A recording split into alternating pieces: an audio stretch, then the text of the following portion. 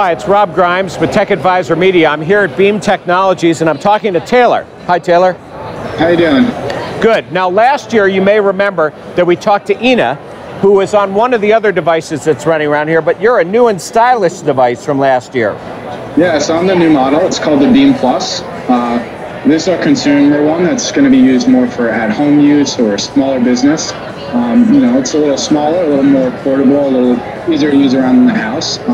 And it's going to retail for under $2,000. It's going to be $19.95. All right, so wait a minute. So why don't you explain to me what a consumer is going to do? What uses do you have for a consumer at home on this? Yeah, so a lot of it was designed to be very family-oriented. You know, a lot of people's family is all spread out. I can just use myself as an example. My grandparents live in Australia. I never get to see them. They're not very tech-savvy. So where it would come in really good handy is for basically the cost of one flight there, I could actually send it to their house and I could see them on a daily basis. Right, but not necessarily on the movable version. No, it would be great to move around. You know, that way, wherever they are in the house, they don't have to come to me. I can go to them. You know, if there was an issue with their TV or who knows what, I could actually move around the house and help them out. I'm not limited to just being on the screen. Do you think that the movable version is going to do away with babysitters? A lot of parents have asked that. We actually have a store in Palo Alto that I work at out of New York. I run the store out of New York, and a lot of parents ask us to babysit. And it's one of those things where you can check up on your kids from anywhere in the world, so it's pretty amazing. All right, so why don't you explain that? Because you are in New York. Last year when we talked to Ina, she was in Palo Alto. So realistically, anybody could do this as a work at home and could actually be a mobile concierge or something like that in a business, but actually be home-based. Yeah, so that's the whole idea behind our company is, you know, we want to give people jobs. We want to help the economy out. And it's one of those things where I would never normally have an opportunity like this. It allows me to work anywhere in the world, from anywhere in the world.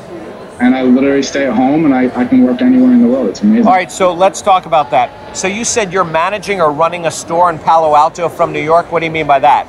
Yeah, we actually have the world's first remotely operated store. There's no physical staff in the store. It's done entirely on Beam. We can open and close the doors. We do everything. And I work there full time out in New York. So it's. Is it a Beam store? It's a Beam store, yeah. Okay, so we have, you know, it's basically like a very small version of what we have right here. Right. We have test stations. We let people see it live, let them try it out, and basically interact with them because that's the best way to really fully understand it.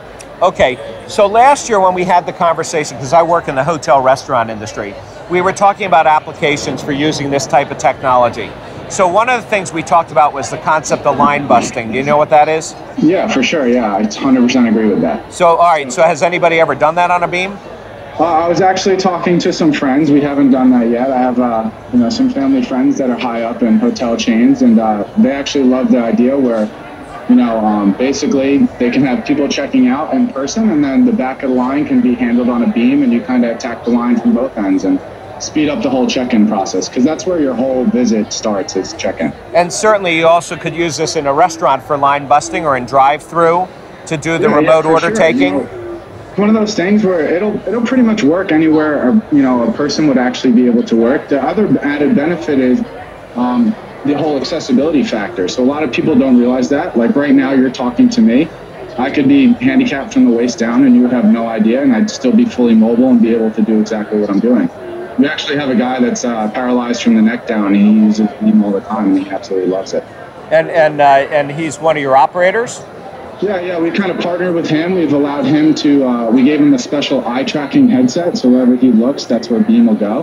And he's been all over the world, and normally he can't even get out of bed unless an entire team is there to help him out. So what's the craziest thing that somebody's done with a Beam so far?